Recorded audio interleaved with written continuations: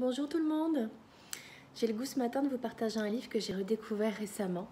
C'est Comme par magie d'Elizabeth Gilbert. Vous connaissez sûrement Elizabeth Gilbert puisque c'est elle qui a écrit Mange Priem. Il y a eu un très joli film qui a été tourné là-dessus.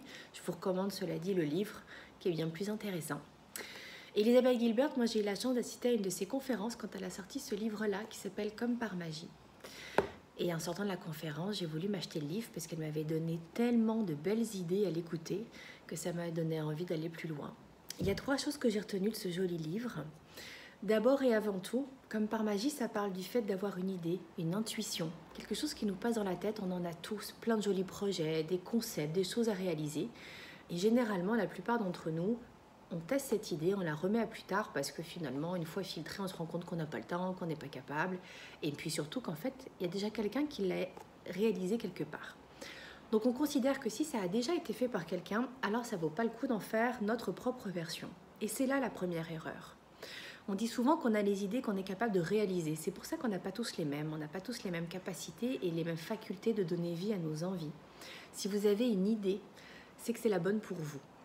Elizabeth Gilbert, elle raconte même qu'une idée, c'est un peu comme une petite fée. Elle viendrait se poser sur notre épaule pour nous chuchoter à l'oreille une idée, une nouvelle, comme une intuition, une pensée fugace qui passe comme ça.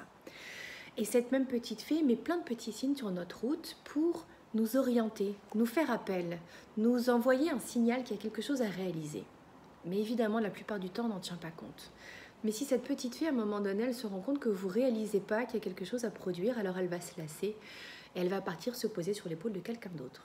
Il n'est pas rare d'avoir une idée et de l'avoir réalisée par quelqu'un d'autre. C'est même arrivé à Elizabeth Gilbert à propos d'un roman. Elle avait imaginé une histoire avec des personnages, un endroit très précis. Tout était assez clair dans sa tête, mais elle n'a jamais réellement commencé à l'écrire, toujours le reporter d'année en année. Un jour, lors d'un voyage de mémoire, elle rentre dans une librairie et elle tombe sur le livre qu'elle aurait elle-même voulu écrire. C'était presque trait pour trait la même histoire, la même ville où l'histoire se passait.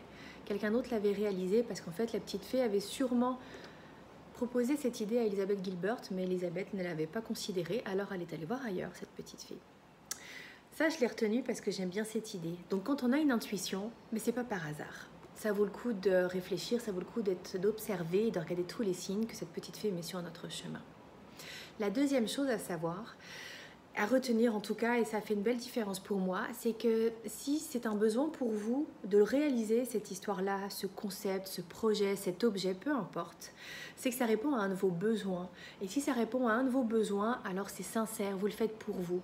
Et il y a forcément quelqu'un dans le monde ailleurs qui a le même besoin que vous. Autrement dit, vous allez partager quelque chose, une solution, une ressource, une idée, une proposition, une réponse, vous ne le savez même pas, mais peut-être que quelqu'un quelque part dans le monde que vous connaîtrez peut-être jamais, a besoin de ce que vous allez lui apporter et partager. Alors soyez généreux, il y a forcément quelque chose à réaliser de votre part, toujours de votre part, cette manière unique que vous aurez de le faire. Et enfin, la troisième chose qui m'a marquée, c'est qu'à un moment donné, Elizabeth Gilbert part de la tartine de merde. Alors la tartine de merde, le concept, c'est que quand une idée vient à nous, elle va forcément nous demander de l'effort et du courage. Peut-être qu'il va falloir faire des vrais choix, peut-être qu'il va falloir quitter notre job, un environnement qui n'est pas sain pour nous. Peut-être qu'il va falloir faire des restrictions budgétaires, il va falloir revoir certaines façons de faire qu'on a l'habitude, qui sont non confortables. Mais pour soutenir cette idée, il va falloir sortir de notre zone. Et sortir de notre zone, c'est pas agréable. Ça, c'est la tartine de merde dont Elisabeth parle. Si on est capable de manger cette tartine tous les jours, de soutenir notre idée, alors il y a de fortes chances que cette idée soit la bonne. Ça veut dire qu'on est prêt à faire les concessions, qu'on y croit, qu'il y a quelque chose à l'intérieur de nous qui demande à exister. Alors si vous êtes prêts, accrochez-vous, lancez-vous et commencez par lire ce livre parce que honnêtement, c'est une mine d'or, un vrai trésor. Voilà, j'espère que ça vous aura plu et je vous souhaite une très bonne lecture.